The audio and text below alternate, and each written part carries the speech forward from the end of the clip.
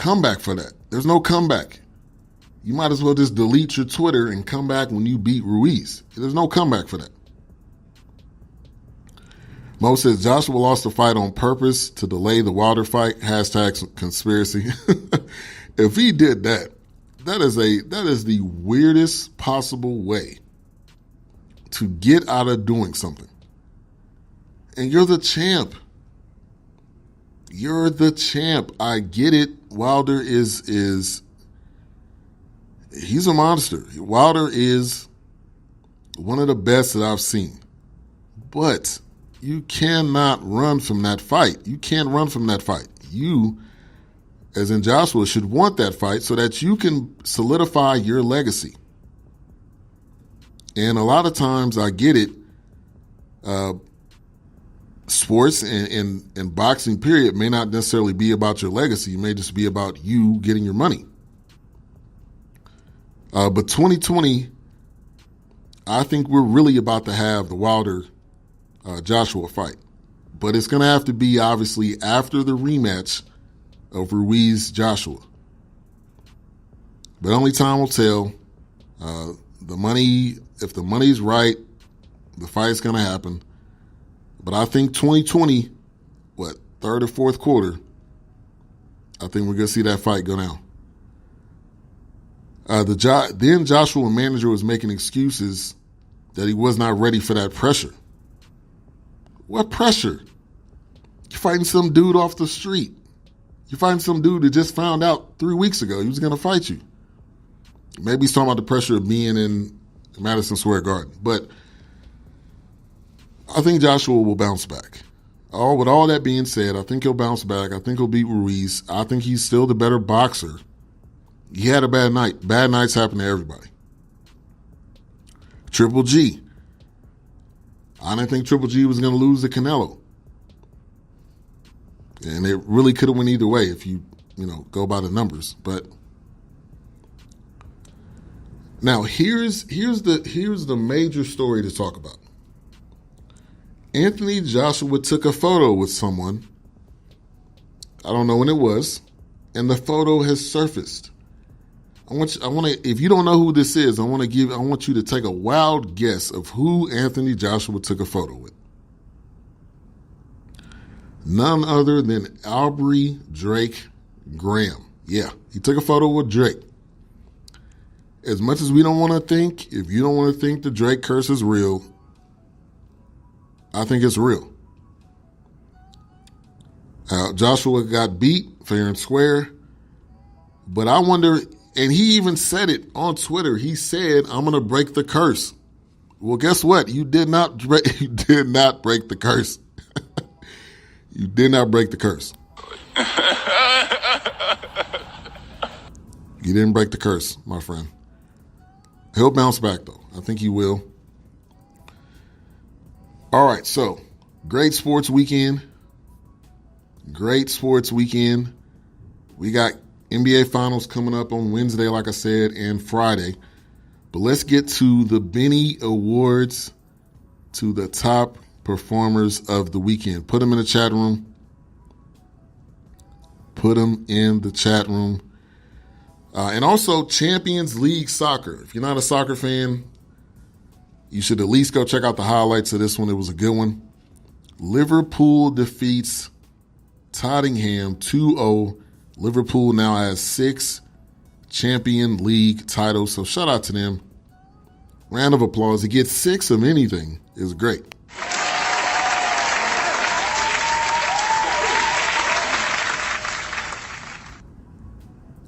Ruiz gets a Benny Award, says Courtney Harden, 100%. He was number 1 on my list. Shout out to Liverpool, 6 championships. Clutch Iggy. I'm going to say it one more time. Clutch Iggy with that 3. You got to give him one.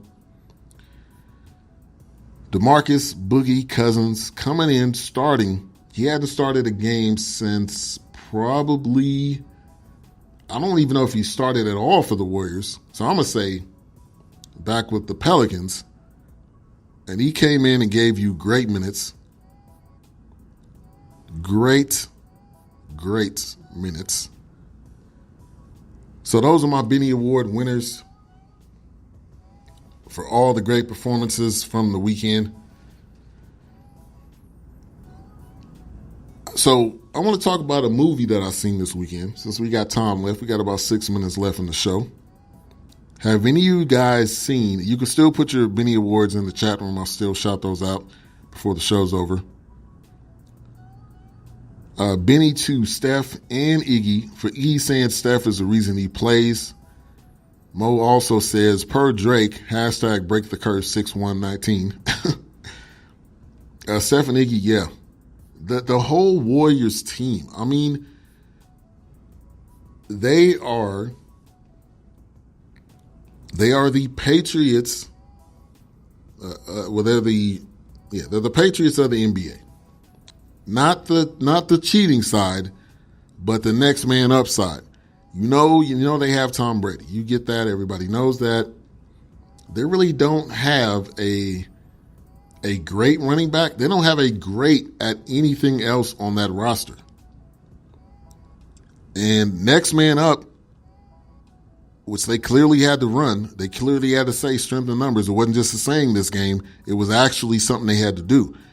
They had to put it in action. They had to put it in the words, and they did it. So, but from here on out, I guarantee you're going to see a lot of different players. They're going to want to come. To Oakland. It's becoming more of a culture thing than it is just having all these star players on the team, I think. All right, so this weekend I seen If Beale Street Can Talk.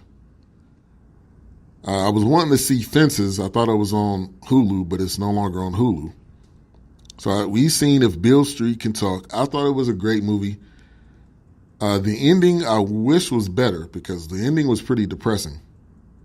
Shout out to Kev, Clutch Conversations, Clutch Talk Sports. He'll be on at 3 Central, Sports Radio America on the TuneIn app. But If Beale Street Could Talk, have you guys seen that movie? If you did, let me know how you thought about it. It is an older movie. I think it was from 2015 or so. But the movie really hit on a lot of things that happened in the past. The music in it, I love the music in it. It was very soulful music. And if you haven't seen it, I would suggest you go see it. It won an Academy Award. Regina Hall was in it. Had some up-and-coming actors in it. Warriors don't have, and I'm not going to read that, but he said he doesn't have an 8-hole coach and a lead player. But If Beale Street Could Talk, I mean, the ending, I don't know if you've seen it, but I'm going to give you the ending. Basically, throughout the movie, at the beginning of the movie, or somewhere towards the beginning, one of the main characters goes to jail for a crime he didn't commit. He was accused of rape when he actually did not do it. The movie is called If Beale Street Could Talk. That's the name of the movie. If Beale Street Could Talk.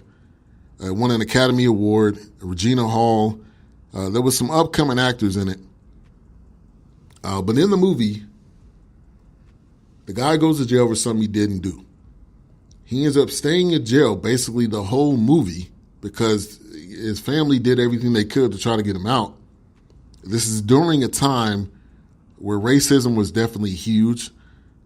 The cop helped the victim pick him out. And at the end of the movie, he's still in jail. He has a kid. His kid's like 4 years old at this point. His kid was being born while he was in jail.